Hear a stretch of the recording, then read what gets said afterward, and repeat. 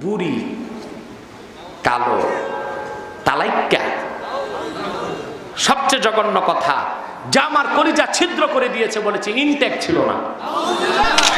কে মা খাদিজা? বুঝলা না বক্তা, তুমি যা খুশি তা প্রয়োগ করছো। আমার মনে হয় তোমার মাকে নিয়েও কেউ যদি এই কথা বলতো তোমার কষ্ট লাগতো। আর মূর্খ বক্তা অর্থ করে দিল উম্মি মানে নিরক্ষর।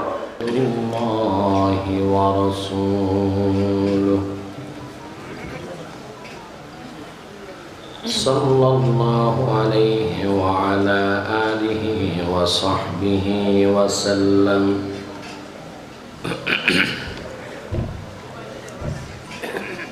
الذي أكمل الله به قصر النبوة أي ختم الله به النبوة وحكم لا نبي بعده وأعلن في القرآن بالبرهان أن محمدًا صلى الله عليه وسلم خاتم النبيين والمرسلين الذي أرسله بالحق بشيرا ونذيرا وداعيا إلى الله بإذنه وسراجا منيرا. فقد قال الله تعالى في كلامه المجيد والفرقان الحميد: أعوذ بالله من الشيطان الرجيم. بسم الله الرحمن الرحيم. اقرأ باسم ربك الذي خلق خلق الإنسان من علق. اقرأ وربك الأكرم الذي علم بالقلم علم الإنسان ما لم يعلم. صدق الله العظيم وصدق رسوله النبي الكريم ونحن على ذلك من الشاهدين والشاكرين والحمد لله رب العالمين. إن الله وملائكته يصلون على النبي يا أيها الذين آمنوا صلوا عليه وسلموا تسليما. اللهم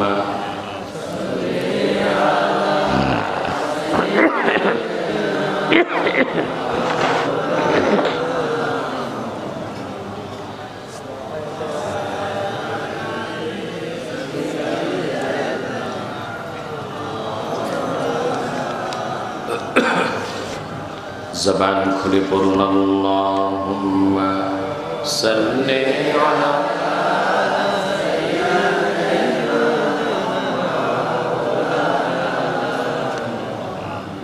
ওয়া আলা আলি সাইয়্যিদিনা মাওলানা মুহাম্মদ। बख्ते का चमके सितारा हाजिरी का हो इशारा देख कर रोज़ा प्यारा फिर कहें हम खादिम तुम्हारा। अल्लाहुम्मा सल्ले अला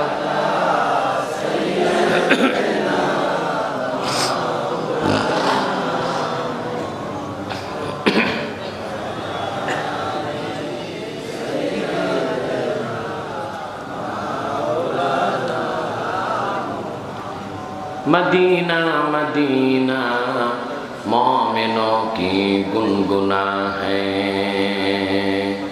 दीदारे मदीना आशिकों की तमन्ना है। अल्लाहुम्मा सल्ले अला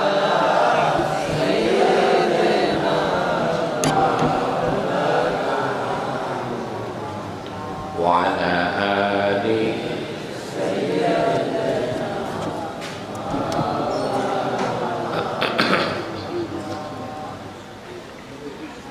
मुहम्मदुन रसूलुल्लाह सल्लल्लाहु अलैहि वसल्लम खतमल्लाहु बिहिन नुबुव्वा व हकमन ला नबिय्य बअदहु बलगल उला बिकमालिही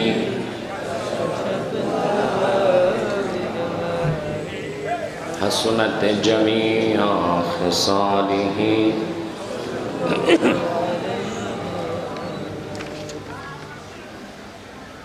শাহপুর আনোয়ারুল হক দাখিল মাদ্রাসা ও এতিমখানার উদ্যোগে আয়োজিত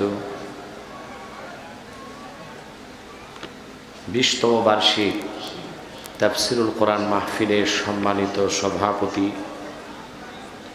জনাব আব্দুর রহমান সাহাব বারাকাল্লাহু ফি উমরি, উপস্থিত জনাব মঞ্জুর মুর্শেদ আনোয়ার সাহাব, উপস্থিত আরও যারা আছেন এখানে, সকলকে অন্তরের অন্তঃস্থল থেকে জ্ঞাপন করছি মোবারক। সবটুকুন শুকরিয়া আল্লাহ সুবহানাহু ওয়া তাআলার জন্যে, যিনি আজকের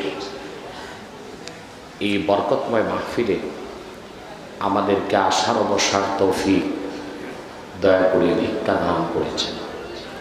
সেজন্য আসুন আমরা সকলে একবার অবনত চিত্তে হৃদয়ের আবেগ অনুভূতি উজাড় করে সমবেত কণ্ঠে বলি আলহামদুলিল্লাহ। অগণিত অসংখ্য দরুদ ও সালাম আল্লাহর সৃষ্টির প্রধান আকর্ষণ, বিশ্বসভার সভাপতি, সকল নবী রাসূলগণের মাথার তাজ, শামসুল হিদায়াত, বদরুদ্দুজা, সৈয়দুস সাকালাইন, ইমামুল মুরসালিন, খাতামুন নবিয়্যিন ওয়াল মুরসালিন, আফতাবে নবুওয়াত, শাহনশাহে রিসালাত, সরকারে দো জাহান, সুলতানুল মদিনা, নবিয়্যুল আম্বিয়া, হুজুরে আকরম, নূরে মুজাসসাম, নূরুন আলা নূর, সৈয়দিনা হাবিবিনা শফিঈনা মাওলানা মুহাম্মদ সাল্লাল্লাহু আলাইহি ওয়াসাল্লামের উপর আল্লাহ পাক যাকে আজ থেকে ১,৫০০ বছর আগে প্রেরণ করেছেন সর্বশ্রেষ্ঠ এবং সর্বশেষ নবী ও রাসূল হিসেবে, যার পরে আজ পর্যন্ত পৃথিবীতে অবশ্যই কোনো প্রকার এই নবী কিংবা রাসূল অবশ্যই আসে নাই, অবশ্যই এখনো নাই, অবশ্যই কিয়ামত পর্যন্ত আসবে না। সম্মানিত সুধী, সন্ধ্যার পর থেকে বক্তব্য শুনেছেন আলহামদুলিল্লাহ। বিশেষ করে আমার আগে আমার স্নেহধন্য ছাত্র সাজিদুল বারী আসকালানি বক্তব্য রেখেছে আলহামদুলিল্লাহ। আমি চলে যাব আগে, কারণ আমার নির্ধারিত প্রোগ্রাম আছে, আপনাদেরটা অনির্ধারিত, বুঝতে পেরেছেন? বিশেষ আবেগ ও ভালোবাসার টানে আমাকে তারা নিয়ে এসেছে আলহামদুলিল্লাহ। সেজন্য আরও আলোচক আছেন যারা আপনাদেরকে কথা শোনাবেন ইনশাআল্লাহ। আমি আজকে আপনাদের সামনে তেলাওয়াত করেছি সর্বপ্রথম আল্লাহ রসুল মুহাম্মদ সাল্লাল্লাহু আলাইহি ওয়াসাল্লামের উপর ১,৫০০ বছর আগে কোরআনের প্রথম যে ৫টি আয়াত নাজিল হয়েছে সে 5টি আয়াত তেলাওয়াত করেছি। কথা বুঝছেন না? তা আওয়াজ দিয়ে বলেন সুবহানাল্লাহ। এই 5টি আয়াতকে কেন্দ্র করে নির্ভরযোগ্য মুফাসসির এবং মুহাদ্দিসগণের দৃষ্টিকোণ থেকে কিছু কথা আপনাদের সামনে তুলে ধরার চেষ্টা করব। যদি আল্লাহ গফুর রহিম আমাকে আপনাদেরকে তৌফিক দান করেন, বলুন আল্লাহুম্মা আমিন। সম্মানিত সুধী, আলোচনার শুরুতে ছোট্ট একটি ভূমিকা। আমরা এখানে যারা এসেছি, আসার পেছনে পার্থিব জাগতিক সামাজিক রাজনৈতিক কোনো স্বার্থ আমাদের নেই। আমরা এসেছি কেবলমাত্র আল্লাহ তার হাবিবের সন্তুষ্টি অর্জন করতে। আর অবশ্যই আমরা কোনো ব্যক্তিকে কেন্দ্র করে এখানে আসি নাই, এসেছি আল্লাহর কোরআনকে কেন্দ্র করে। ঠিক কিনা? ইকো কমে যাবে, ইকো এত কেন? সম্মানিত সুধী, আপনারা যারা কোরআন শুনতে এসেছেন, আল্লাহ পাক আপনাদের প্রতিটি কদমে 10টি নেকি দান করেছে। এখানে বসে আছেন, প্রতি শ্বাসে 10টি নেকি পাচ্ছেন। গুনার বোঝা কাঁধে করে এসেছেন, বাড়ি যাবেন শিশুর মতো নিষ্পাপ হয়ে। এটা আমার কথা না, আমার প্রিয় রাসূলের হাদিস সাল্লাল্লাহু আলাইহি ওয়াসাল্লাম। আল্লাহর হাবিব ইরশাদ করেছেন, ওয়াস্তাগফিরু লাহু মান ফিস সামাওয়াতি ওয়াল আরদি হাত্তাল হিতামি ফিল মা। আমার উম্মতের ঈমানদার ইলমে দ্বীন শিখার জন্য যখন ঘর থেকে বের হয়, আকাশে জমিনে ধুলোকে ভুলোকে জলে স্থলে যারা আছে, আল্লাহর প্রতিটি সৃষ্টি, এমনকি নদী আর সমুদ্রের মিলিয়ন মিলিয়ন বিলিয়ন বিলিয়ন মাছ, আমার সে উম্মতের জন্য আল্লাহর কাছে গুনাহ মাফের দোয়া করে। দোয়া চলছে? কথা বলেন। আমাদের জন্য দোয়া কি চলছে? আকাশে জমিনে জলে স্থলে ধুলোকে ভুলোকে সুবহানাল্লাহ। কোন একটি সৃষ্টির দোয়াও কি আল্লাহ কবুল করবেন না? তাহলে আমরা যাই বাড়ি যাব নিষ্পাপ হয়ে, তাতে সন্দেহ আছে? এতে আমরা খুশি না বেজার? আমরা খুশি, আমাদের মালিক খুশি, মাখলুকাত খুশি, কুল কায়নাত খুশি, সৃষ্টিকুল খুশি, ফেরেশতাকুল খুশি, সব খুশি, শুধু বেজার শয়তানের রাজি। কি করতে হবে? কেন দেখা যায় না? আমাকেও তো দেখা যাবে না তখন। এবার হচ্ছে? সম্মানিত সুধী, বেজার কে? শয়তানও বেজার, তার চেলাচামুন্ডারও বেজার, আর আব্বাসিয়ার সাথে আর একটু বেশি বেজার। শয়তানের সব চেষ্টা ব্যর্থতায় পর্যবসিত হয়েছে। এখন একটি চেষ্টা বাকি আছে, কোন রকম মুনাজাতের আগে উঠানো যায় কিনা।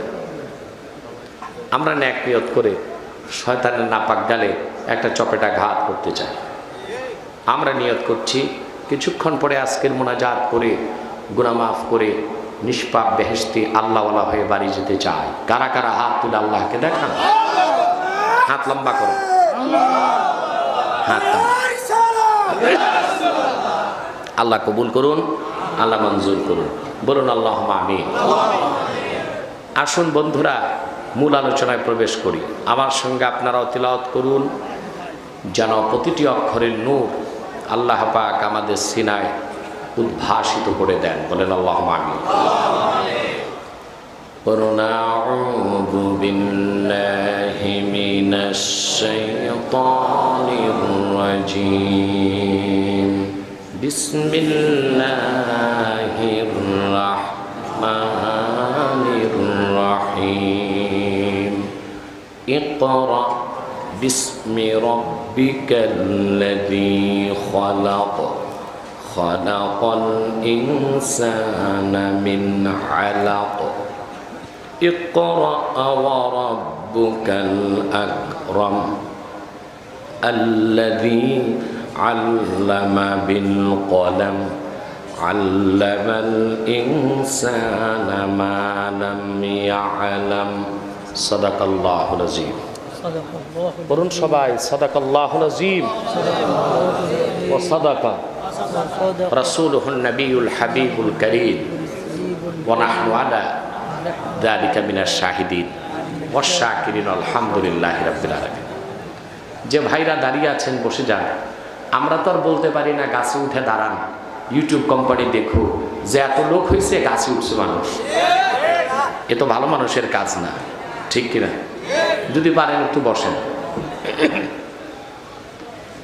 সম্মানিত সুধী, আল্লাহ রাব্বুল আলামিন ওনার আখিরি নবী নূর নবী মুহাম্মদ সাল্লাল্লাহু আলাইহি সাল্লামের উপর সর্বপ্রথম যে ওহী নাজিল করলেন, সুবহানাল্লাহ। আল্লাহ তার রসুলকে ডেকে বললেন ইকরা, মুহাম্মদ সাল্লাল্লাহু আলাইহি সাল্লাম পড়ুন। এই 5টি আয়াত প্রথম কোরআনে নাজিল হয়েছে, সূরা আলাকের প্রথম 5টি আয়াত সর্বপ্রথম। সুবহানাল্লাহ বলবেন।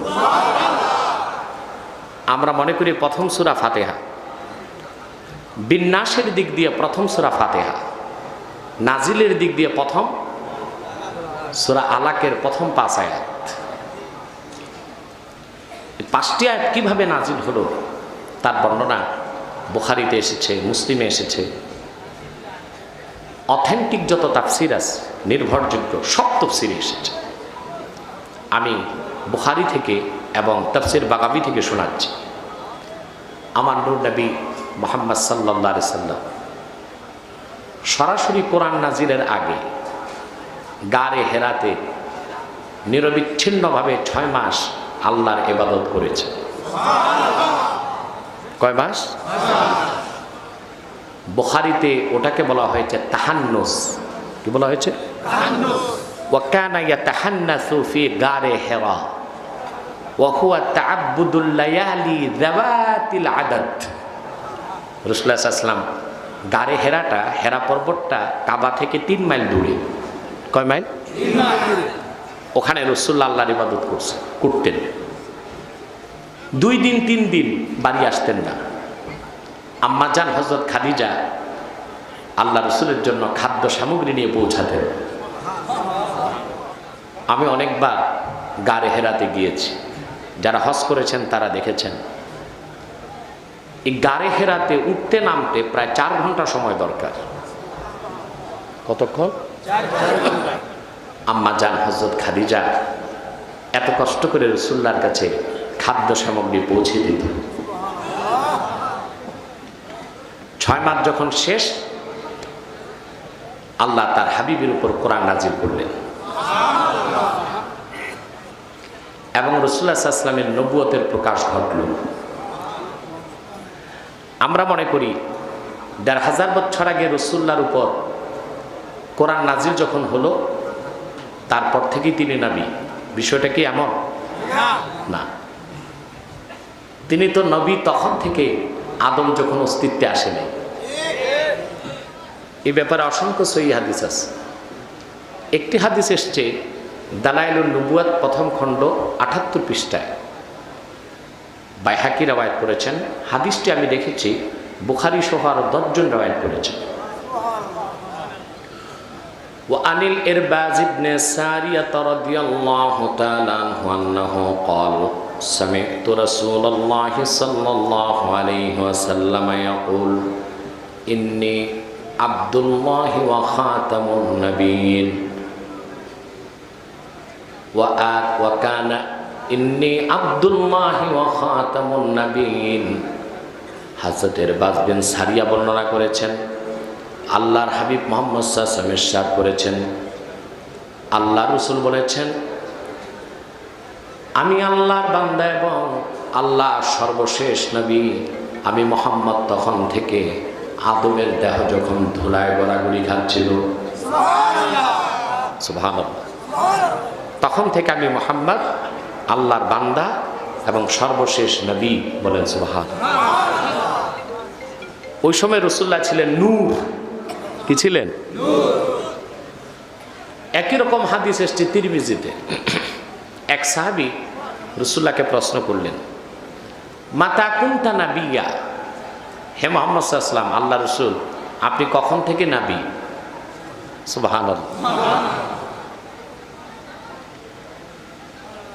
আমার নূর নবী জবাব দিলেন, কুনতু নাবিয়্যা ওয়া আদামু বাইনার রূহি ওয়াল জাসাদ। আদমকে যখন আল্লাহ দৈহিক অস্তিত্ব দেন নাই, তার একটা অংশ ছিল দেহ মাটিতে, আরেকটা ছিল রুহু। আদম নামে কোনো ব্যক্তির সৃষ্টি যখন হয় নাই, তখন থেকে আমি মুহাম্মদ নবী। সুবহানাল্লাহ। এই হাদিসটি এসেছে তিরমিজিতে, হাদিসটি আছে আবু দাউদে। আর আগে যে হাদিসটি বললাম সেটা এসেছে বাইহাকিতে। সুবহানাল্লাহ। আমরা এটাই বলবো, ১৫০০ বছর আগে মুহাম্মদ সাল্লাল্লাহু আলাইহি ওয়াসাল্লামের উপর কোরআন নাজিলের পর মুহাম্মদ সাল্লাল্লাহু আলাইহি ওয়াসাল্লামের নবুয়তের প্রকাশ ঘটেছে। বুঝে আসছে কথা? আরে বলেন না ভাই, বুঝে এসেছে?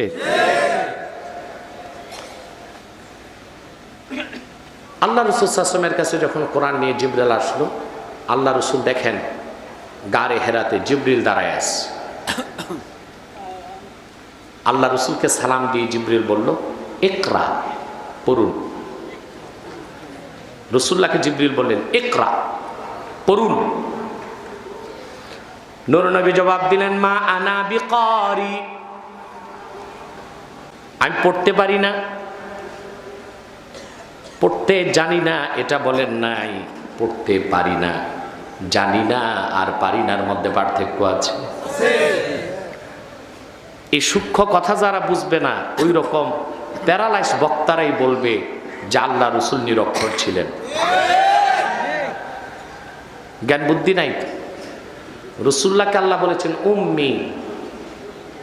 উম্মির একটা অর্থ যার অক্ষর জ্ঞান নেই, কিন্তু উম্মির বাকি অর্থ কি তা দেখলা না? মক্কাকে বলা হয় উম্মুল কুরা। উম্মুল জনপদ সমূহের মা মক্কা। আর নূর নবী মুহাম্মদ সাল্লাল্লাহু আলাইহি ওয়াসাল্লামের জন্মস্থান হলো মক্কা। এই জন্য রাসূলুল্লাহকে বলা হয়েছে উম্মি, আর কুরাইশদের বলা হয়েছে উম্মিন। আর মূর্খ বক্তা অর্থ করে দিল উম্মি মানে নিরক্ষর। নিরক্ষর একটি গালি, এটা রাসূলুল্লাহর শানে আসতে পারে না। ঠিক কিনা?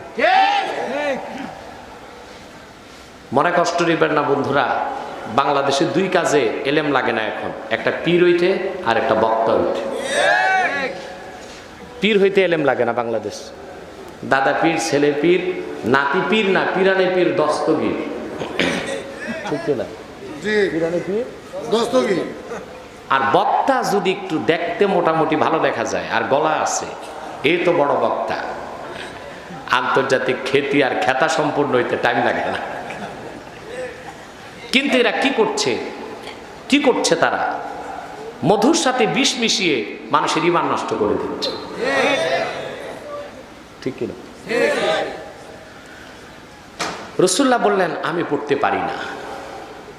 হাদিস বুখারীতে এসেছে, হুজুর বলেন ফাআখাযানি ওয়া গাত্তানি হাত্তা বালাগা মিন্নিল জাহদ।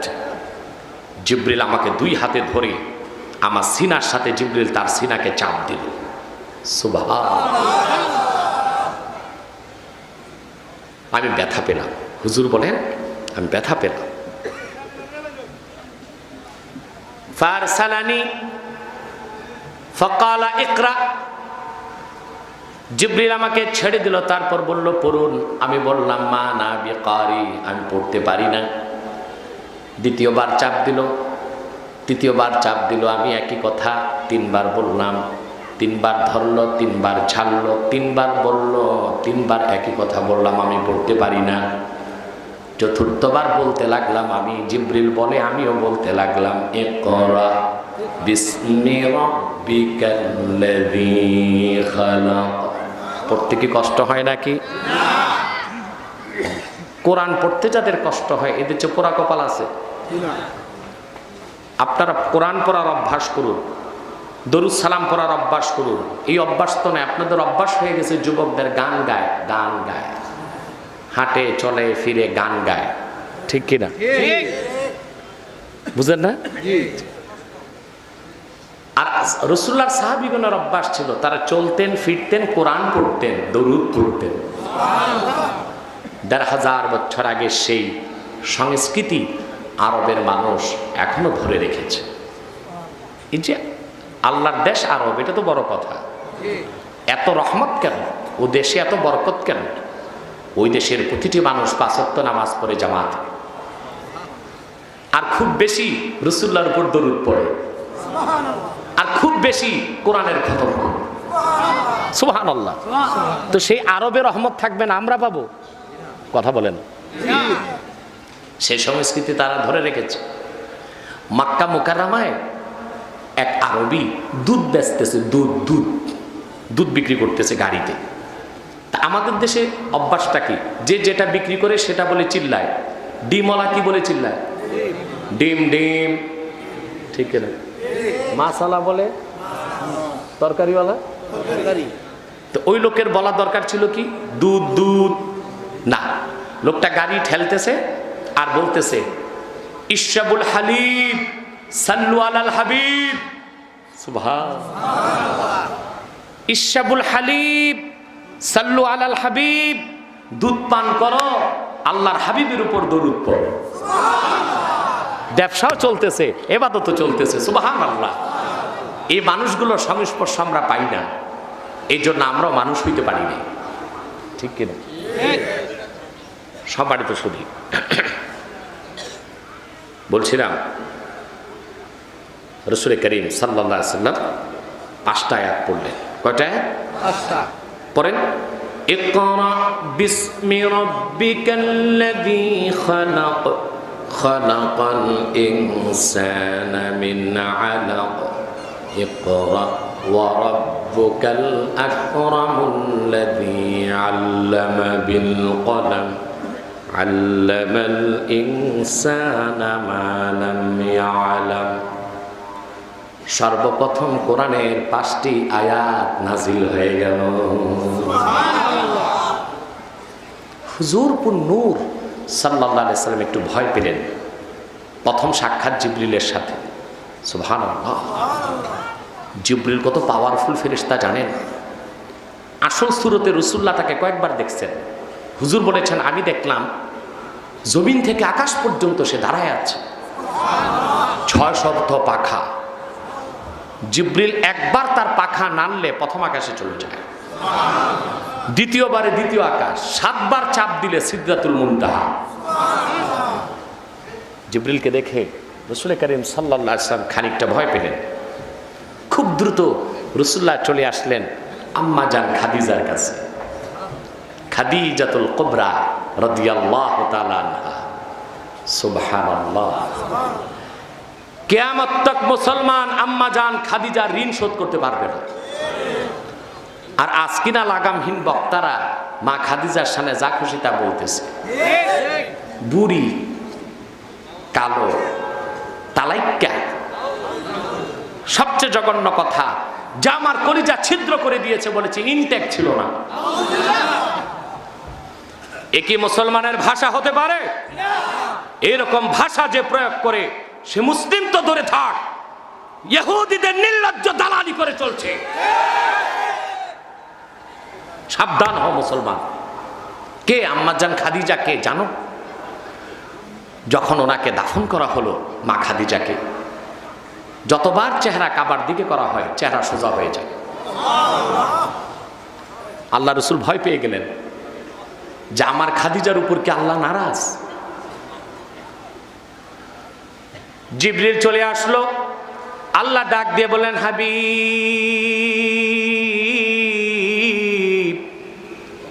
খাদিজার উপর আমি নারাজ নই।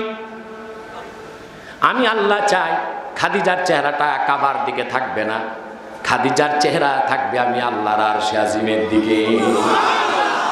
সুবহানাল্লাহ। কে মা খাদিজা? বুঝলা না বক্তা? তুমি যা খুশি তা প্রয়োগ করছো। আমার মনে হয় তোমার মাকে নিয়েও কেউ যদি এই কথা বলতো তোমার কষ্ট লাগতো। আমার মাকে নিয়ে বললে কষ্ট লাগতো। আর উম্মত জননীকে নিয়ে বলা হয়েছে, তোমার এই কথায় বাংলাদেশের 14 কোটি মুসলমানের হৃদয়ে রক্তের ক্ষরণ সৃষ্টি হয়েছে। ক্ষমা চাও আল্লাহর কাছে, ক্ষমা চাও জাতির কাছে। আমি তওবার কথাই বলেছি, ঠিক কিনা? ভুল হলে তওবা তো আছে না? আরেকটা কথা মনে রাখবেন, আল্লাহর সামনে আমার আপনার সাথে বেয়াদবিটা বেয়াদবি, এর বেশি কিছু না। আল্লাহ ও তার রাসূলের সামনে বেয়াদবিটা কুফরি। আর মানুষ যখন কুফর করে তখন কি হয়? চুরি করলে কি হয়? ডাকাতি করলে, কুফরি করলে। এই সহজ সমীকরণটা বুঝেন না? বুঝতে হবে এখন থেকে। কি বলেন? আমি বহুত বুঝাইছি, বুঝাতে বুঝাতে আমি ক্লান্ত হয়ে গেছি। তবে সারা দেশের আলেমরা এখন আমার ফতুয়া মেনে মুখ খুলেছে, আলহামদুলিল্লাহ। এই কাজটা যদি তারা আর একটু আগে করতো তা আমার জন্য একটু সুবিধা হতো। কি বলেন আপনারা? রাসূল করিম সাল্লাল্লাহু আলাইহি সাল্লাম চলে গেলেন মা খাদিজার কাছে। কার কাছে? রাসূলুল্লাহ সাল্লাল্লাহু আলাইহি সাল্লাম ঘরে যেই খাদিজাকে বলতে লাগলেন, জাম্মিলুনি জাম্মিলুনি, আমাকে তোমরা কম্বল দিয়ে ঢেকে দাও। বুখারীতে এসছে ফাজাম্মালুহু, ঘরে যারা ছিলেন আল্লাহ রাসূলকে কম্বল দিয়ে ঢেকে দিলেন। বুখারী সাক্ষী, রাসূলুল্লাহর যখন ভয় কেটে গেল, আল্লাহ রাসূল হযরত খাদিজাকে বললেন, খাদিজা আমি আমার জীবনের শঙ্কা করছি। খাদিজা বললেন, কেন? রাসূলুল্লাহ বললেন, আমি আজকে গারে হেরাতে এই ঘটনা ঘটেছে। রাসূলুল্লাহ খাদিজাকে বললেন। মা খাদিজা কি জবাব দিয়েছেন অবাক হয়ে যাবেন। হযরত খাদিজা বললেন, কাল্লা মা ইউখজিকাল্লাহু আবাদা, না না, কখনো না। আপনার মতো এত উত্তম চরিত্রের কোনো মানুষের ক্ষতি জগতের মালিক আল্লাহ পাক করতে পারেন না। আপনি অভাবীর অভাব মিটান, দুস্থ মানুষকে সহায়তা করেন, মানবতার বোঝা হালকা করে দেন। আপনি চরম সত্যবাদী, আপনি পরম বিনয়ী, আপনার কোনো তুলনা নাই। আপনার মতো ভালো মানুষের ক্ষতি আল্লাহ করতে পারেন না। তিনি বললেন, চলেন আপনি, কি ঘটনা ঘটেছে তার ব্যাখ্যা দেবার একটা লোক আছে, আমার ভাই আছে দুঃসম্পর্কের। বুখারীতে এসছে ফান্তালাকাত বিহি সাল্লাল্লাহু আলাইহি সাল্লাম হাত্তা আতাত ওয়ারাকাত ইবনে নাওফাল ইবনে আসাদ ইবনে আব্দুল উজ্জা। রাসূলুল্লাহকে নিয়ে মা খাদিজা আসলেন ওয়ারাকা ইবনে নওফলের কাছে। কার কাছে? নামটা শুনছেন আগে? পুরা নামটা হলো ওয়ারাকা ইবনে নওফাল ইবনে আসাদ ইবনে আব্দুল উজ্জা। গোটা মক্কায় তার চেয়ে বড় আলেম আর কেউ ছিল না। ওনার আরেক নাম হাদিসে এসছে কিস। কি না? কিস। রাসূলুল্লাহ বলেছেন, লা তাসুব্বুল কিস, কিসকে গালি দিও না। আমি দেখেছি কিস সবুজ পোশাক পরে বেহেশতে উঠতেছে। সুবহানাল্লাহ। কিস, ওনার পুরা নাম ওয়ারাকা ইবনে নওফাল। ওনার কাছে মা খাদিজা রাসূলুল্লাহকে নিয়ে আসলেন। ওয়ারাকা ইবনে নওফলের পরিচয় বুখারীতে এসেছে। উনি ছিলেন প্রথমে পত্তলিক। কি ছিলেন? পত্তলিক বুঝেন? মূর্তি পূজারী। মূর্তি পূজারী। পরবর্তীতে তিনি খ্রিস্টান ধর্ম নিয়েছিলেন। আর কি করতেন? তিনি আরবি, সুরিয়ানি, ইব্রানি এই ভাষাগুলোতে পারদর্শী ছিলেন। ইনজিল যে কিতাব বাইবেল, আল্লাহ ইনজিল নাজিল করেছিলেন সুরিয়ানি ভাষায়। কোন ভাষায়? আমরা মুসলিমরা চ্যালেঞ্জ করতে পারি, সারা দুনিয়ার কোথাও খ্রিস্টানরা অরিজিনাল যে ভাষায় বাইবেল নাজিল হয়েছে ওই সুরিয়ানি ভাষায় একটা বাইবেল দেখাতে পারবে না। এটা পরে হয়েছে হিব্রু, এখন হয়েছে ইংলিশ। এখন তো বাইবেল খুঁজেই পাবেন না, একটা ওল্ড টেস্টামেন্ট, একটা নিউ টেস্টামেন্ট। আর বর্তমান বাজারে বাইবেল আছে 11 প্রকার। কয় প্রকার? একটার সাথে আরেকটার কথার কোনো মিল নাই। এক কথায় দূরবীন দিয়া তাকাইলেও আল্লাহর কথা একটাও খুঁজে পাবেন না। কথা বুঝতেছেন? এই ওয়ারাকা ইবনে নওফাল তিনি ইনজিল কিতাব, বাইবেল, বাইবেল বলা ঠিক না, ওটা ইনজিল। যেটা ইনজিল ওইটা নাই, আছে কোনটা? বাইবেল, ঠিক কিনা? ইনজিল আল্লাহর পক্ষ থেকে ছিল, আর বাইবেল খ্রিস্টানরা তৈরি করছে। এটা খ্রিস্টানরা তৈরি করছে। তিনি ইনজিল কিতাবটাকে সুরিয়ানি ভাষা থেকে আরবিতে তর্জমা করতেন। তাহলে এই কিতাবে কি আছে তার চেয়ে বেশি কেউ জানতো? রাসূলুল্লাহকে তিনি বললেন, মুহাম্মদ সাল্লাল্লাহু আলাইহি ওয়াসাল্লাম, আপনি কি দেখেছেন হেরাতে, আমাকে একটু বলেন। আল্লাহ রাসূল যখন জিবরিলের সঙ্গে সাক্ষাৎ এবং কোরআন নাজিলের ঘটনা বললেন, হাদিস সাক্ষী ওয়ারাকার চোখ থেকে অশ্রু ঝরতে লাগলো। তিনি বললেন, ওয়াল্লাহি রাব্বি মুসা হাযা হুয়ান নামুস। মুসার মালিক আল্লাহর কসম, আপনি যাকে দেখেছেন তিনি আর কেউ নন, তিনি আল্লাহর বিশেষ দূত, যার নাম হযরতে জিবরিল। যা কিছু আপনি শুনেছেন তা আল্লাহর ওয়াহী, আর আপনি মুহাম্মদ হলেন আল্লাহর শেষ নবী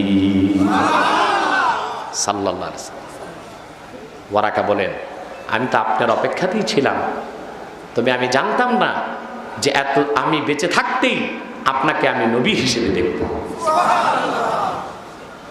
এই হলো সূরা আলাকের প্রথম 5 আয়াত নাজিলের শানে নুজুল। কথা ভাইরা খেয়াল করতেছেন? শানে নুজুল শেষ, এবার ঢুকি ব্যাখ্যায়। কি বলেন? মনোযোগ দিবেন। আল্লাহ পাক প্রথম কোরআনের 6666 খানা আয়াতের প্রথম বাক্যে কি বললেন? ইকরা বিসমি রাব্বিক। মুহাম্মদ সাল্লাল্লাহু আলাইহি ওয়াসাল্লাম, পড়ুন আপনার রবের নামে। সুবহান।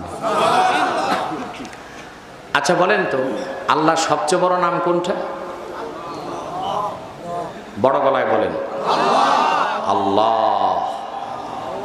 একটু মহাব্বতে বলেন, আরেকবার, আল্লাহ।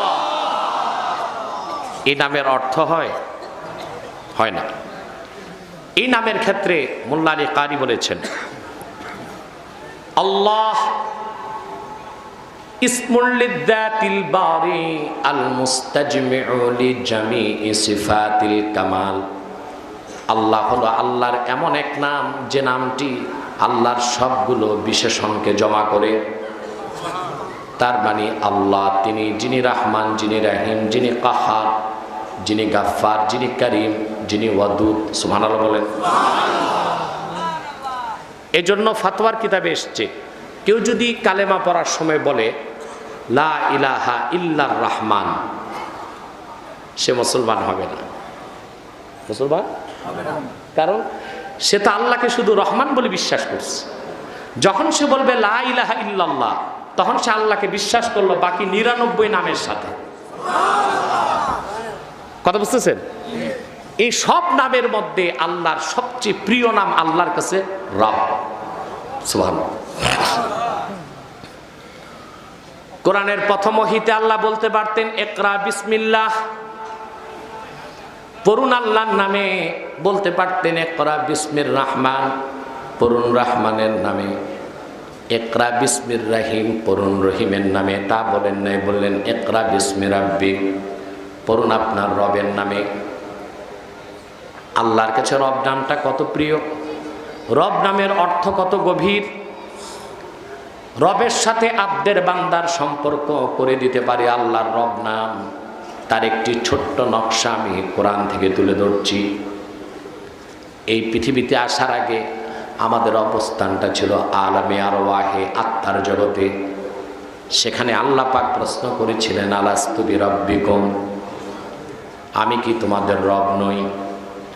তিনি প্রশ্ন করতে পারতেন আলাস্তু বিখালিকিকুম, আমি কি তোমাদের খালেক নই? পারতেন না? আলাস্তু বিরাজিকিকুম, আমি কি তোমাদের রিজেক দাতা নয়? প্রশ্ন করলেন আলাস্তু বিরাব্বিকুম, আমি কি তোমাদের রব নই? আল্লাহর সব বান্দার রূহ জবাব দিয়েছে ক্বালু বালা, তারা বলল হ্যাঁ। ঠিক কিনা বলেন? তাহলে আল্লাহ পাক তার বান্দাগণের কাছে প্রথম পরিচয় কি দিলেন একটু জোরে বলেন। পিছনের ভাইরা ঘুমাচ্ছে নাকি? একটু জবাব টবাব দিয়েন। আল্লাহ প্রথম পরিচয় কি দিলেন? রব। প্রথম পরিচয়। তারপর মানব জাতির প্রথম পুরুষ আদমকে পৃথিবীতে পাঠালেন। তিনি একটা ভুল করেছিলেন। কি করেছিলেন? হযরত আদম ভুল করছেন, এটা আমরা এতটুকু বলতে পারি, তিনি ভুল করছেন, কিন্তু তিনি গুনাহগার পাপী আমরা বলতে পারি? আল্লাহ বলতে পারেন। আপনার বাবা চুরি করছে, আপনার দাদা বলতেছে তুই আমার টাকা চুরি করছো, তুই চোর।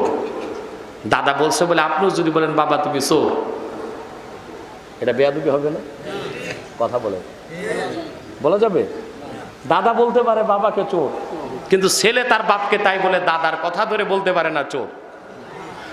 যত নবীর দোষ আল্লাহ ধরেছেন কোরআন সাক্ষী দেয়, ওটা আল্লাহর মুখে শোভা পেয়েছে, বান্দা তা বলতে পারে না। ঠিক কিনা বলে? বুঝতে পারছেন? হযরত আদম ভুল করলেন একটা, ওই ঘটনা বলা আমার উদ্দেশ্য না, রব নামের তাৎপর্য বুঝাচ্ছে।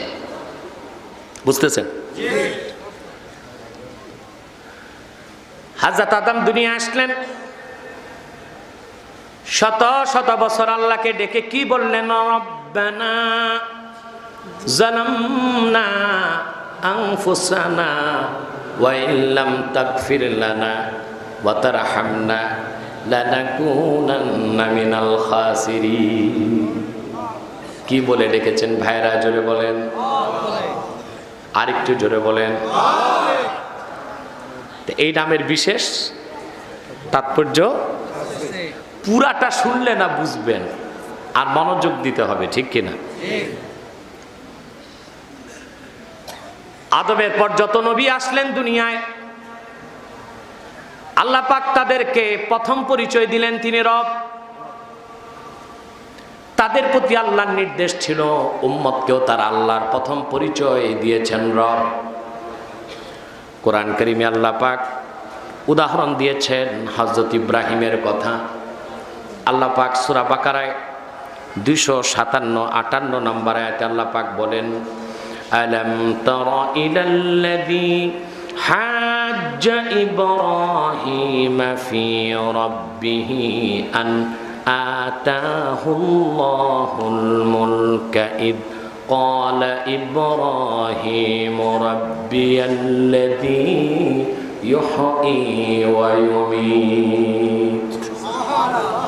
আল্লাহ পাক ইব্রাহিম খলিলকে পাঠালেন পৃথিবীর সবচেয়ে নিকৃষ্ট স্বৈরাচার নাস্তিক নমরুদের কাছে। ঠিক কিনা? কথা বলেন। আল্লাহ পাক বলেন, মুহাম্মদ সাল্লাল্লাহু আলাইহি ওয়াসাল্লাম আপনি স্মরণ করুন ইব্রাহিমের কথা। তিনি যখন বিতর্ক করলেন সেই নরাধম পাপিষ্টের সাথে, আল্লাহ পাক যাকে রাজত্ব দিয়েছিলেন, শয়তানটার নাম আল্লাহ কোরআনে উল্লেখ করেন নাই। নামটা আমরা জানি, নাম কি? নমরুদ। নাম কি? হযরত ইব্রাহিম যখন তার কাছে গেলেন, আল্লাহর তাওহীদের দাওয়াত দিলেন, আল্লাহর পরিচয় কি দিলেন হযরত ইব্রাহিম? আল্লাহ কোরআনে বলেন, হযরত ইব্রাহিম বললেন রাব্বিয়াল্লাযী ইউহয়ী ওয়া ইউমীত ক্বালা আনা উহয়ী ওয়া উমীত। হযরত ইব্রাহিম নমরুদ, নাস্তিক নমরুদকে আল্লাহর কালেমার দাওয়াত দিয়ে বললেন, আমার রব হলেন তিনি যিনি জীবন দেন আবার মৃত্যু দেন। বলেন সুবহানাল্লাহ। নাস্তিক নমরুদ বলল, আনা উহয়ী ওয়া উমীত। ইব্রাহিম এই কাজটা আমিও পারি। নাউজুবিল্লাহ বলবেন না? আমিও জীবন দেই, মৃত্যু দিই। একটু আওয়াজ করে বলেন নাউজুবিল্লাহ। কিভাবে? শয়তানটা করলো কি? তাফসির বাগাবিতে এসছে মাআলিমুত তানজিলে। জল্লাদকে বলল, জল্লাদ, দুইজন মৃত্যুদণ্ডপ্রাপ্ত আসামি ধরে আন। জল্লাদ আনছে। নমরুদ বলল, একজনের কল্লা কাটো। কল্লা কাটছে। দেখলা ইব্রাহিম, মৃত্যু দিলাম। আছে কয়জন? তুমি বাড়ি যাও। দেখলা, জীবন দিলাম। ইব্রাহিম আলাইহিস সালাম ভাবছেন, বুঝলেন নাস্তিক তো, এটা গোবর গণেশ, এর মাথায় গোবর ছাড়া কিচ্ছু নেই। জীবন দেওয়া কি মৃত্যু দেওয়া কি তাই তো বুঝে না। আল্লাহর রুবুবিয়াতের পক্ষে বিশ্ব মুসলিম জাতির জনক হযরত ইব্রাহিম পাল্টা কথা বললেন, যুক্তি দিলেন। তিনি বললেন, ক্বালা ইব্রাহিমু ফাইন্নাল্লাহা ইয়াতি বিশ-শামসি মিনাল মাশরিকি ফাতি বিহা মিনাল মাগরিবি ফাবুহিতাল্লাযী কাফার ওয়াল্লাহু লা ইয়াহদিল কওমাজ যালিমিন।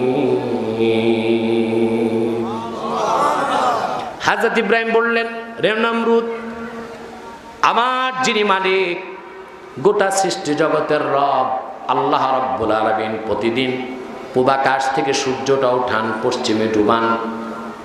তুই যদি জীবন মৃত্যু দেবার দাবি করে থাকিস, আমার আল্লাহর পশ্চিমে ডুবন্ত সূর্যটা পশ্চিম দিক থেকে তুলে আনতো দেখি। আল্লাহ পাক বলেন, ফাবুহিতাল্লাযী কাফার, যে কুফরি করলো সেই নমরুদ হতভম্ব হয়ে গেল। কি হয়ে গেল?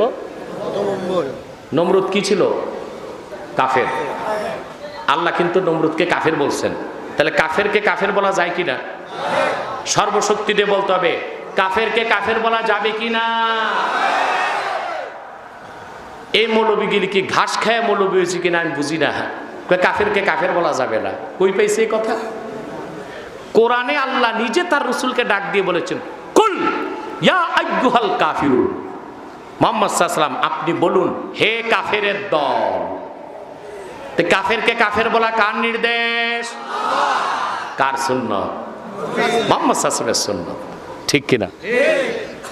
আমাদের তথাকথিত কিছু ফরমালিন যুক্ত হাইব্রিড মৌলবীদের এই কাফের প্রীতি কবে যাবে আমি জানি না, তবে চলে যাবে ইনশাআল্লাহ। কারণ মানুষের ব্রেন ওয়াশ করে বেশি দিন রাখা যায় না, মানুষ কিন্তু মূলেই ফিরে আসে। ঠিক কিনা? কিসে ফিরে আসে? সম্মানিত সুধী, নমরুদ হতভম্ব হয়ে গেল। এখানে আমি যা বলতে চাচ্ছি, হযরত ইব্রাহিম নমরুদের কাছে আল্লাহর প্রথম পরিচয় কি দিলেন? জোরে বলতে হবে। এবার আসুন আল্লাহ রাব্বুল আলামিন হযরত মুসার কথা বলেন। আল্লাহ পাক তাকে ডাক দিয়ে বললেন, ইযহাব ইলা ফিরআউনা ইন্নাহু তাগা। মুসা, জলদি করে ফেরাউনের কাছে যাও। নমরুদের উত্তরসূরি ফেরাউনও নমরুদের মতো সীমা লঙ্ঘন করেছে। মুসা আলাইহিস সালাম একটু চিন্তায় পড়লেন যে ফেরাউন 9 লক্ষ বর্গ মাইল ভূখণ্ডের রাজা, নিয়মিত সৈন্য আছে তার 80,000। তিনি ভাবলেন, আমি একা যাব, ও কি না কি করে তার তো ঠিক নাই। ঠিক কিনা? হযরত মুসা কালিমুল্লাহ তখন আল্লাহর কাছে হাত তুললেন, হাত তুলে বললেন, রব্বি শরহ লি সাদরি ওয়া ইয়াসসির লি আমরি ওয়াহলুল উকদাতাম মিন লিসানি ইয়াফকাহু কওলি। হে আমার রব, তুমি আমার সিনাটা প্রশস্ত করে দাও, উন্মুক্ত করে দাও। সুবহানাল্লাহ বলবেন। বলুন তো, পলিটিক্যাল ফোর্স বেশি ক্ষমতা রাখে না সিনার শক্তি বেশি রাখে? সিনায় যে শক্তি আল্লাহ দেন তার নাম ঈমান, তার নাম তাকওয়া, তার নাম তাওয়াক্কুল। মুসা নবী ভাবছেন যে এই শয়তানটারে মোকাবেলা করতে ফেরাউনকে আমারও তো 80,000 সৈন্য দরকার, তা তো সম্ভব না। সম্ভব? এমনি মুসা নবী দৈহিকভাবে অনেক শক্তিশালী ছিলেন, তিনি 10 হাত লম্বা ছিলেন, তার লাঠি ছিল 10 হাত লম্বা। যখন তিনি লম্ফ দিতেন আরো 10 হাত উঠতেন। কিন্তু ফেরাউনের তে ছিল 80,000 সৈন্য। তিনি আল্লাহর কাছে আসল শক্তি চাইলেন যে আল্লাহ সিনাটা বড় করে দাও, অর্থাৎ ঈমান তাকওয়া তাওয়াক্কুল দিয়ে সাহসটা বাড়ায় দাও। আর কি বললেন? ওয়াহলুল উকদাতাম মিন লিসানি ইয়াফকাহু কওলি, আর আমার মুখে যে জড়তা আছে এই জড়তাটা তুমি খুলে দাও যেন আমার বক্তব্য তারা অনুধাবন করতে পারে। তার মানে কি মুসা নবী তোতলা ছিল? আহারে, আরেক হাইব্রিড বক্তা দেখলাম। এ বক্তা মুসা নবী কিভাবে তোতলাইছে তা দেখাইতেছে। আচ্ছা, মুসা নবী কিভাবে তোতলাইলো? ওই যুগে কি ভিডিও ছিল? কথা বলেন তো, দেখলো কেমন করে? আরে একজন চেয়ারম্যান মেম্বার কিভাবে তোতলায় তা যদি কেউ দেখায় কষ্ট পাবে না? এটা অবমাননা না? আল্লাহর উলুল আজম পয়গম্বর হযরত মুসা তিনি কিভাবে কথা বলছেন এক ভণ্ড বক্তাটা দেখাইছে। নবীর শানে বেয়াদবিটা কুফরি, ঠিক কিনা? নবীর শানে বেয়াদবি কি? কিতাবপত্র তো পড়ে নাই, 2 পাতা কিতাব পড়ে তো বাংলাদেশে মৌলবী হয়ে যায় বেশ। পরিষ্কার ইসলামী আইন শাস্ত্র ফাতাওয়া কাজী খানে এসেছে, ইন্না ইস্তেগফাফাল আম্বিয়া কুফরুন, নবীগণের শান খাটো করা কুফরি। খাটো করা কি? কুফরি। এজন্য রাসূলুল্লাহর হাদিস, হযরত ইউনুস তিনি কাঠের কাজ করতেন। কিসের কাজ? ইউনুস ইবনে মিত্তা কিসের কাজ করতেন? রাসূলুল্লাহ বলেছেন, কেউ যদি বলে ইউনুস নবী কাঠ মিস্ত্রি ছিল, সে কুফর করল। করতেন কাঠের কাজ, কিন্তু তিনি নবী ছিলেন, তাকে কাঠ মিস্ত্রি বলা যাবে না, নবী বলতে হবে। এখন আপনি যদি কাঠের কাজ করেন, আপনাকে কাঠ মিস্ত্রি বলি, এটা কুফরি হবে? তাহলে এখানেই তো বুঝার বিষয়টা, আমার আপনার বেয়াদবিটা কুফরি নয়, গুনাহ। কিন্তু নবীগণের শানে বেয়াদবিটাই কি? জেনে বলেন। বড় কথা, মুসা নবী তোতলা ছিলেন না, ভাষা একটু অস্পষ্ট ছিল। তিনি আল্লাহর কাছে বললেন, আল্লাহ আমার ভাষাটা স্পষ্ট করে দাও। সুবহানাল্লাহ। আর কি বললেন? ওয়াজআল লি ওয়াজিরাম মিন আহলি হারুন আখি, আর আমার বংশ থেকে আমার ভাই হারুনকে আমার ওয়াজির বানিয়ে দাও, আমার উপদেষ্টা বানায় দাও, সহযোগী বানায় দাও। আল্লাহ পাক বলেন, মুসা তোর সবগুলো অ্যাপ্লিকেশন মঞ্জুর, তোরে আমি সিনার শক্তি কি দিছি দেখ, তোরে দেখাই। ওমা তিলকা বিয়ামিনিক, তোর ডান হাতে কি রে মুসা? আল্লাহ তো জানেন, তো জিজ্ঞেস করছেন কি? কাল্লা লাঠি। আল্লাহ বলেন এটা ফেলে দে। তিনি ফেলে দিয়েছেন। সুবহানাল্লাহ। ফেলে দিতেই কোরআনের অন্য জায়গায় এসছে সুবহানুন আযীম, এটা বিশাল এক সাপ হয়ে গেল। সাপ হয়ে দিছে দৌড়। মুসা নবী নিজেও জানে না লাঠি কেমনে সাপ হয়েছে, তিনিও পিছনের দিকে একটু সরে আসছেন ভয়তে। ভয় পাওয়ারই তো কথা। আল্লাহ ডাক দিয়ে বললেন, খুযহা ওয়ালা তাখাফ সানুঈদুহা সিরাতাহাল উলা। মুসা তুমি ধরো, ভয় পেও না, তুমি ধরলেই আমি সাপটাকে তার পূর্বের সুরতে টেনে আনবো। মুসা নবী ধরলেন, সঙ্গে সঙ্গেই বিশাল আকৃতির সাপ লাঠি হয়ে গেল। সাহসটা কেমন বাড়ছে? কথা বলেন। আরে ভাই, 200 মানুষ AK-47 নিয়ে আপনার কাছে আসছে, আর আপনার কাছে আছে একটা টোমাহক ক্ষেপণাস্ত্র, ভয় পাবেন? 200 কোন ওই রকম 10,000 AK-47 নিয়ে আসলেও এক টোমাহক ক্ষেপণাস্ত্র ছাড়বেন, ঘাটি শুদ্ধা মাটির সাথে মিশে যাবে, ঠিক কিনা? মুসা নবী ভাবছেন, তোর 80,000 সৈন্য, আল্লাহ আমারে যেটা দিচ্ছেন এটা শুধু ছাড়বো, গিলে খাইতে কতক্ষণ। এবার বলেন তো ভাই, মুসা নবীর সাহসটা কেমন বাড়ছে? এবার গেছেন উনি ওনার ভাই হযরত হারুনকে নিয়ে গেলেন ফেরাউনের কাছে। যাওয়ার পর ফেরাউন তর্ক শুরু করে দিল, বলে মুসা তুমি আমার বউ আসিয়া যে তোমারে নীলদরিয়া থেকে উঠাইছিল ওই মুসা না তুমি? কয় হ্যাঁ আমি সেই মুসা। তুমি নাকি রসুল হয়ে গেছো? বলে হ্যাঁ। তোমাকে রসুল কে বানাইছে? বলে আল্লাহ। কে তোমার আল্লাহ?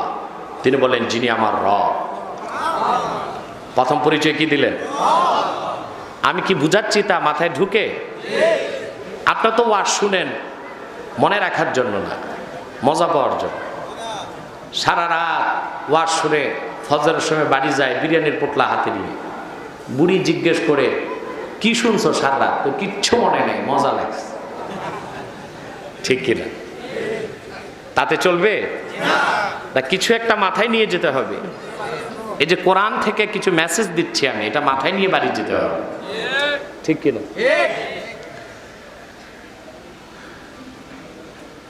ফেরাউন মুসা নবীকে বললেন ওমার রাব্বুকুমা ইয়া মুসা, রে মুসা তুমি আর হারুন তোমাদের দুইজনের রবকে আমার কাছে ব্যাখ্যা করো।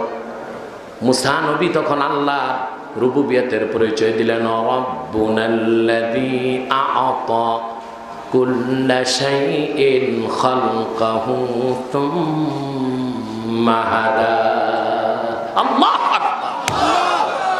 ফেরাউন প্রথম বললেন আমার রব হলেন তিনি, রব্বুকুম ওয়া রব্বু আবাইকুমুল আউয়ালিন। ফেরাউন তুই তোর 14 গোষ্ঠী, আমি আমার 14 গোষ্ঠীর যিনি রব তিনি আমার আল্লাহ। তারপর দ্বিতীয় পরিচয় দিলেন রব্বুনাল্লাযী আ'তা কুল্লা শাইইন খালকা। আমার রব হলেন তিনি যিনি প্রতিটি সৃষ্টিকে ভিন্ন ভিন্ন আকৃতি দান করেন। ঠিক কিনা? সুম্মা হাদা, তারপর প্রতিটি সৃষ্টিকে বেঁচে থাকার জন্য, জীবিকা নির্বাহের জন্য, বসবাসের জন্য পৃথিবীতে তিনি পথ দেখান। এই অংশটা বুঝছেন? বাহ চমৎকার। আমার বুঝতে লাগছে কষ্ট, আপনি বুঝে গেছেন একবার।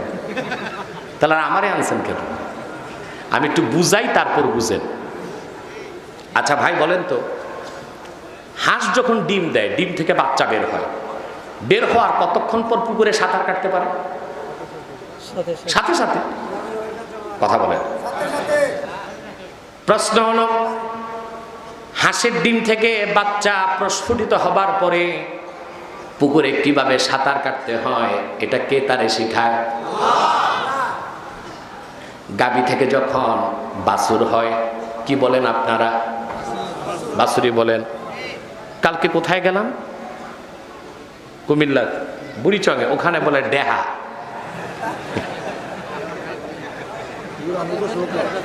আপনারাও বলেন ডেহা। সেই তো ঘুরে ফিরে কুমিল্লাই। তবে কুমিল্লার ভাষা আমার ভালো লাগে, শুনতে মজা লাগে। কুমিল্লার এই দিকে বলে, কেউ বলে হুলিশ, আরেকটু গেলে হুলুস। ঠিক কিনা? এক এক জায়গায় এক এক রকম বলে। ওই দিকে শুনি বলে, আপনারা বলেন করলাম খাইলাম, ওরা বলে কয়াম খায়াম। হ্যাঁ, আরেকটু ওই দিক ব্রাহ্মণবাড়িয়ার দিকে এক লোক আমাকে বলতেছে হুজুর আমার জন্য হাস দোয়া করবেন। মানে খাস দোয়া কইতে পারে না। কি দোয়া? হাস দোয়া। আর বলতেছে হানা হান, খান বলতে পারে না। ঠিক কিনা?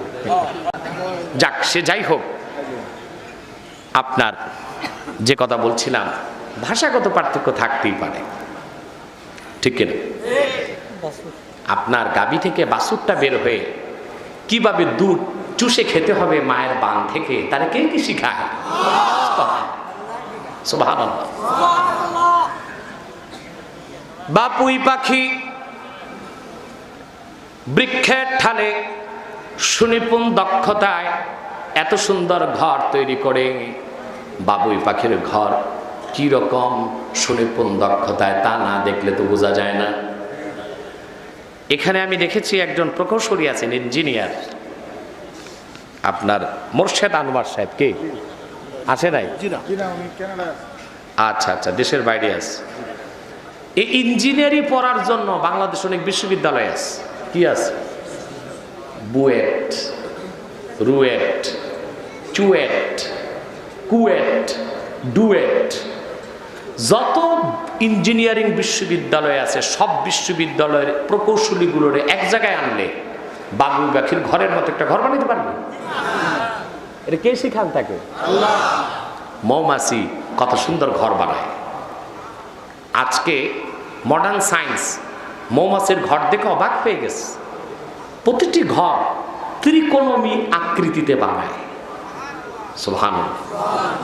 একই সারিতে মৌমাছি কোনো কলেজ স্কুলে জ্যামিতি পড়ে নাই, ত্রিকোণমিতি পড়ে নাই। মাপার জন্য তার কাছে কোনো স্কেল নাই, কিন্তু সে সমান মাপে খোপগুলো বানায়, ঘরগুলো বানায়। রানীর জন্য একরকম, শ্রমিকদের জন্য একরকম, প্রহরীর জন্য একরকম। মধু সিঞ্চন করে সেখানে জমা রাখে। দরজা নাই, কপাট নাই, মধু পড়েও যায় না, আটকা থাকে। সুবহানাল্লাহ। কে শিখান? হযরত মুসা কালিমুল্লাহ কুখ্যাত নাস্তিক স্বৈরাচার ফেরাউনের কাছে আমার আল্লাহ রুবুবিয়তের পরিচয় তুলে ধরলেন। রব্বুনাল্লাযী আ'তা কুল্লা শাইইন খালকাহু সুম্মা হাদা। আমাদের রব হলেন তিনি যিনি প্রত্যেকটি সৃষ্টিকে ভিন্ন ভিন্ন আকৃতি দান করেন এবং প্রতিটি সৃষ্টিকে বেঁচে থাকার জন্য জীবিকা নির্বাহের পথ দেখায় দেন। মুদ্রা কথা, হযরত মুসা আল্লাহর প্রথম পরিচয় কি দিলেন? মাইকের সাউন্ড কি কমে গেল নাকি? ঠিক আছে। সম্মানিত সুধী, কথাগুলো বুঝতেছে? আজকে অবশ্যই আপনারা সময় দেখবেন না কয় ঘন্টা হলো, দেখবেন কথা কি হলো। কি বলেন? সময় কত? সময় দেখবেন না কথা দেখবেন? কি বলবো, 8টায় বসছি 9টা বেজে গেছে, 1 ঘন্টাতে চলেই গেছে। আমার কমিটমেন্ট শেষ, আমার ওয়াদা শেষ, তবে আমি ছাড়বো না, আরো আধা ঘন্টা থাকবো। খুশি আছেন? আমরা মুনাজাত করে নামবো ইনশাল্লাহ। একটি লোক মুনাজাত না করে উঠবো না। কে কে হাত তুলে আল্লাহকে দেখান? হাত লম্বা করেন।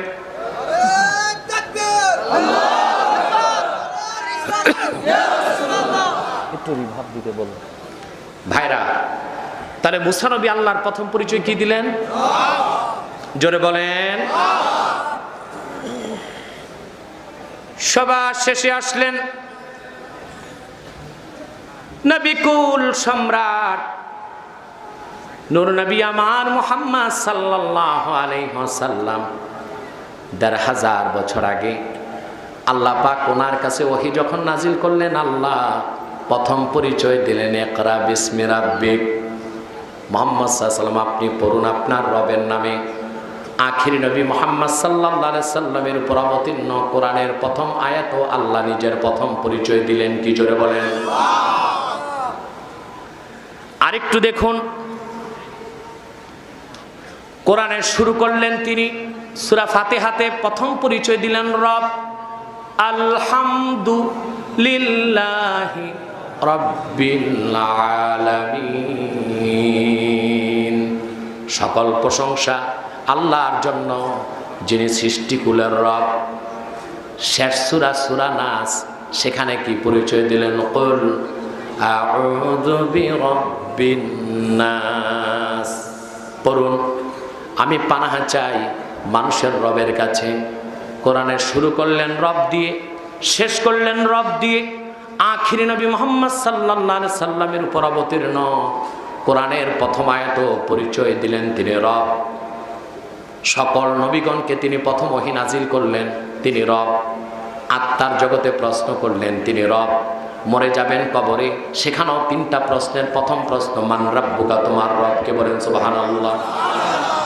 তাহলে বোঝা যায় আমার আল্লাহর নিকট রব নামটা অত্যন্ত প্রিয়।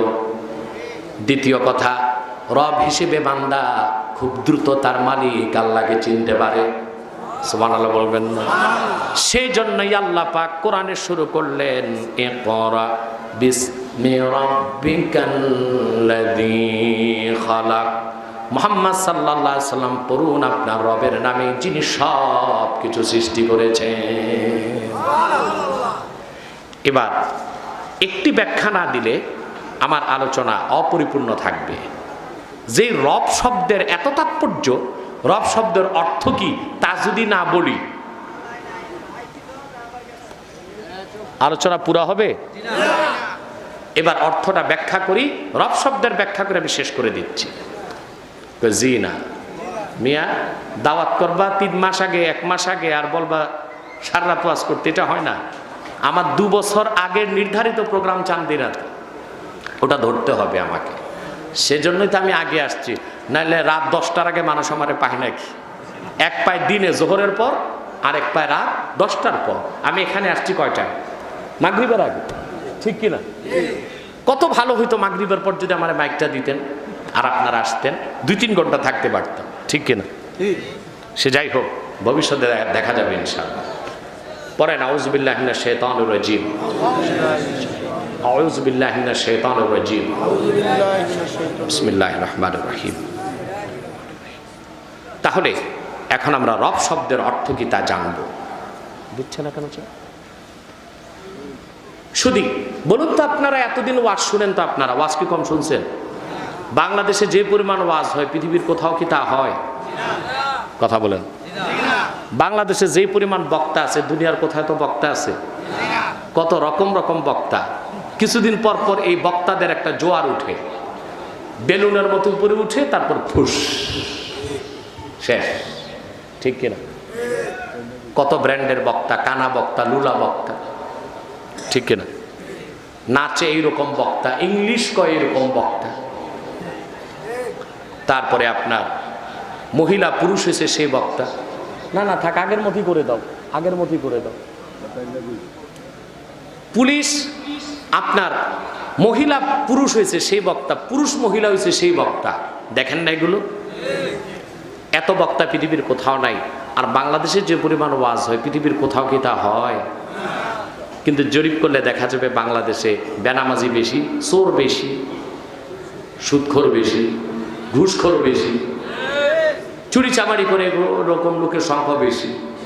আর এই দেশের মানুষের আরেকটা বদভ্যাস, এই দেশের লোক একজন মানুষ আরেকজনের ভালোটা দেখতে পারে না।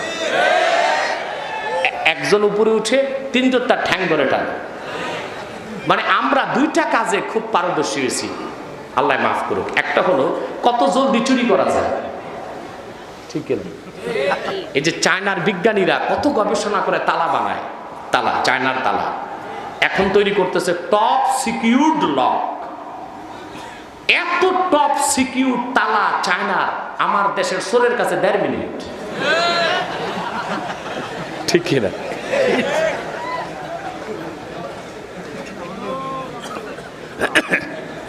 আরেকটা কাজ আপনারা ভালো জানেন, কিভাবে কারে জলদি বাঁশ দেওয়া যায়। আমার একটা কৌতুক মনে পড়ছে, ইউরোপে সেমিনার হচ্ছে, সেমিনারের বিষয়বস্তু হলো the necessity of bamboo in human life, মানব জীবনে বাঁশের প্রয়োজনীয়তার উপকারিতা। বুঝতেছেন? এখন সেমিনারে আমেরিকার বিজ্ঞানী দাঁড়াইছে, বলে আমরা তো ইতিমধ্যে বাঁশ থেকে মণ্ড তৈরি করে কাগজ বানাচ্ছি, কার্পেট বানাচ্ছি, অনেক কিছু করতেছি। জাপানি বিজ্ঞানী দাঁড়িয়ে বলল আমরা এখন ঘর বাড়ি বাঁশ দিয়েই বানাই। চায়নার বিজ্ঞানী দাঁড়ায় বলল আমরা চেষ্টা করতেছি বাঁশ দিয়েই প্লেন, রকেট, হেলিকপ্টার, গাড়ি এগুলো বানাবো। ওরা তা পারবে ইনশাল্লাহ, চায়না, ঠিক কিনা? ওরা বলছে এটা পারবে। বাংলাদেশে সায়েন্টিস্ট দাঁড়ায় বলে আমরা ইতিমধ্যেই কার পিছনে বাঁশ কত জলদি দেওয়া যায় এই কাজে যথেষ্ট অগ্রগতি এবং সফলতা লাভ করছে।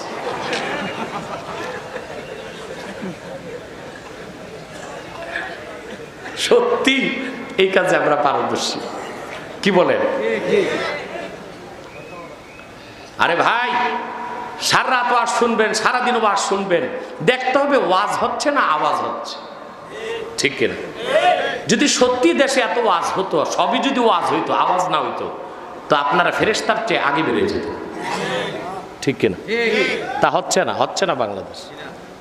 তো বলছিলাম এত ওয়াজ তো শুনেন, বলেন তো রব অর্থ কি? যে যা জানেন বলেন।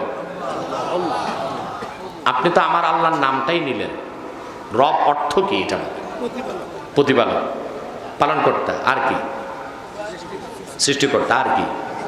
প্রভু। রব অর্থ প্রভু, হবে না কভু। পালনকর্তা, সৃষ্টিকর্তা, এই সব আংশিক, পরিপূর্ণ অর্থ হয়নি। রব শব্দের অর্থ ব্যাপক। মুফাসসির লিখেন, আর রব্বু বিমা'না তারবিয়া হিয়া তাবলীগুশ শাইই ইলা কামালিহি শাইআন ফাশাইআ। রব শব্দটা তারবিয়াতের অর্থে আসে। তারবিয়াত হলো অস্তিত্বহীনকে অস্তিত্ব দান করার পরে ধাপে ধাপে ক্রমে ক্রমে সৃষ্টিকে তার পূর্ণতায় পৌঁছে দেওয়া। এই সবটুকুন স্কিমের নাম তারবিয়াত। এই স্কিম যিনি পরিচালনা করেন তাকে বলা হয় রব। আল্লাহ হলেন রব্বুল আলামিন। বুঝে গেছেন? এত জলদি? আবার বলছি, রব শব্দটা তারবিয়াত অর্থে আসে। তারবিয়া, তারবিয়াত হলো কোন জিনিস হঠাৎ না বানানো। আল্লাহ কি কিছু হঠাৎ বানান? আপনি বীজ বপন করলেন, গাছ হয়ে গেল এমন না? ধাপে ধাপে। সুবহানাল্লাহ। এই যে বুঝতেছেন,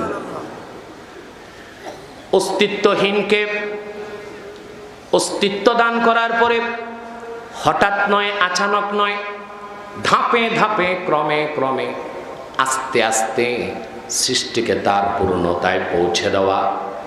এই সবটুকুন কাজকে আরবিতে বলা হয় তারবিয়া। এই স্কিম যিনি পরিচালনা করেন তাকে বলা হয় রব।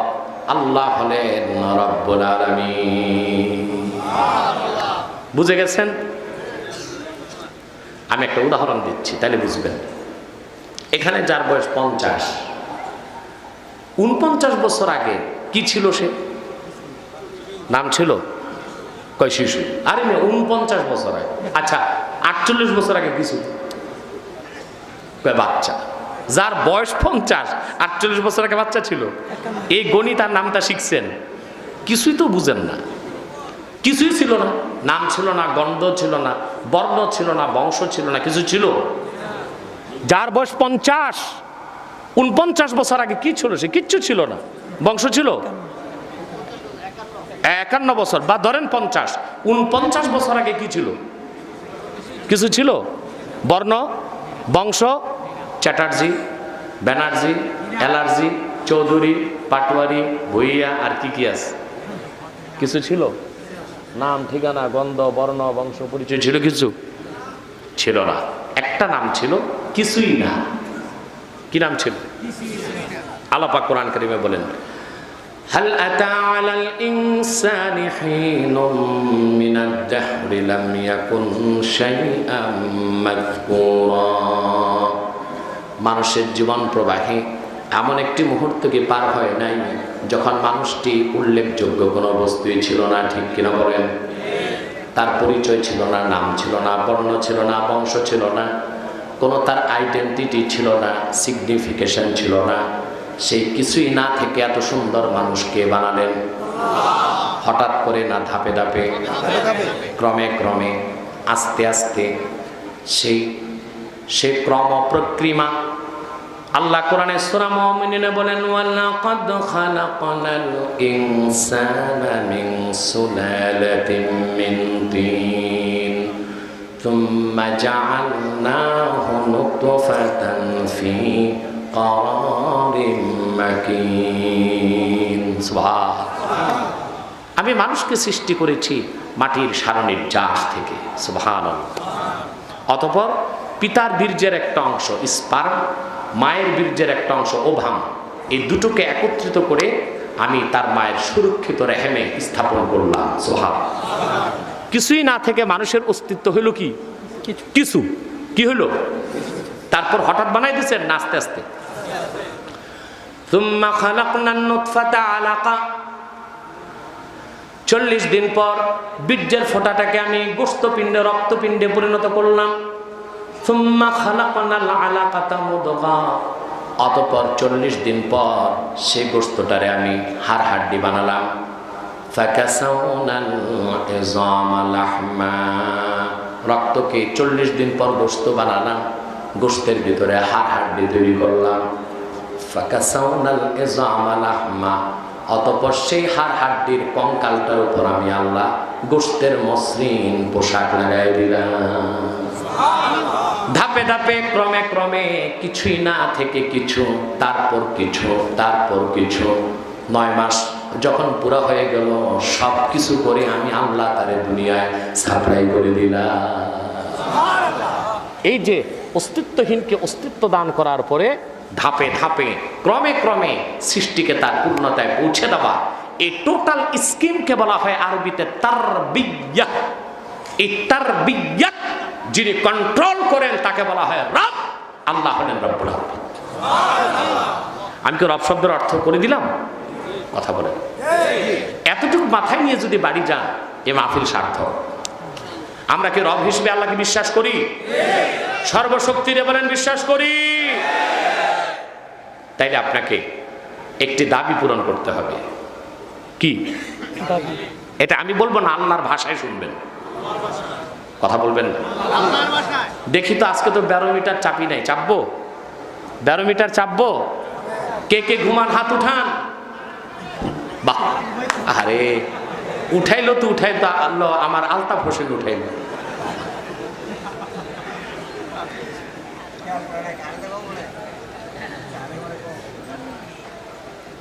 সম্মানিত শুধু শোনেন, এবার আল্লাহকে রব হিসেবে বিশ্বাস করার দাবিটা কি শোনেন।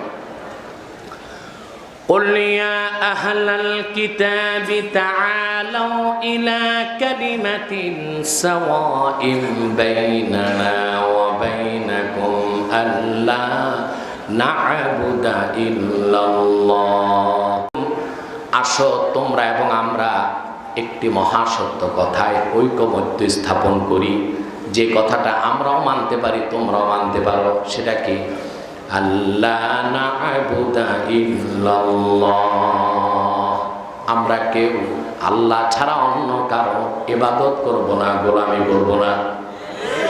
জোরে বলেন ঠিক কিনা? রাজি আছেন?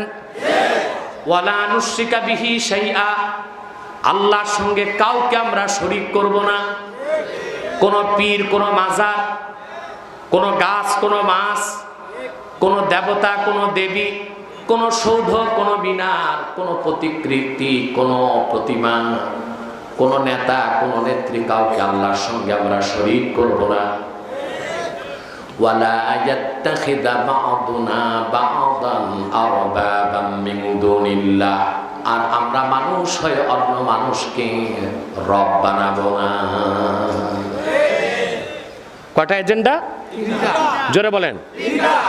এক, রব হিসেবে আল্লাহকে বিশ্বাস করার পর আপনার প্রথম কাজ ইবাদত হবে একমাত্র আল্লাহ। সর্বশক্তি দিয়ে বলেন কার? দুই, আল্লাহর সাথে কাউকে শরীক করা যাবে না। আপনাদের মধ্যে অনেকে আল্লাহর সাথে শরীক করেন, অনেকে, সবাই না। যেমন দেখা যায় কেউ কেউ পীরের ছবি গলায় লটকায় নামাজ পড়ে, আছে না? শিরক কিনা? চিল্লায় বলেন শিরক কিনা? তারপর পীর আপনার স্টেজে এত উঠানামা করে কেন, এটা বুঝলাম না। তারপরে পীরের ছবি গলায় লটকায় নামাজ পড়ে, এটা শিরক হবে না? জোরে বলেন। আবার পীরের ছবি সামনে রেখে নামাজ পড়ে, এই কাজ যে করলো সেও মুশরিক, আর যে পীর তা সমর্থন করলো সেও মুশরিক। শিরক করা যাবে না আল্লাহর সঙ্গে।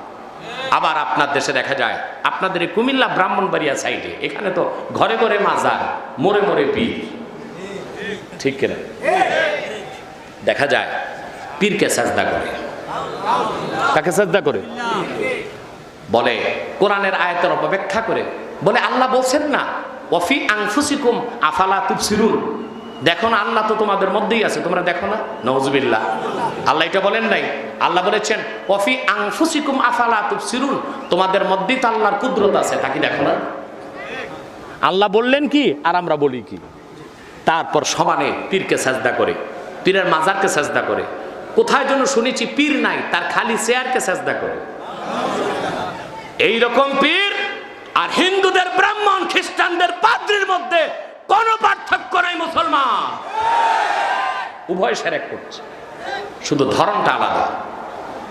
ইবাদত হবে কার? সর্বশক্তিতে বলেন ইবাদত হবে কার?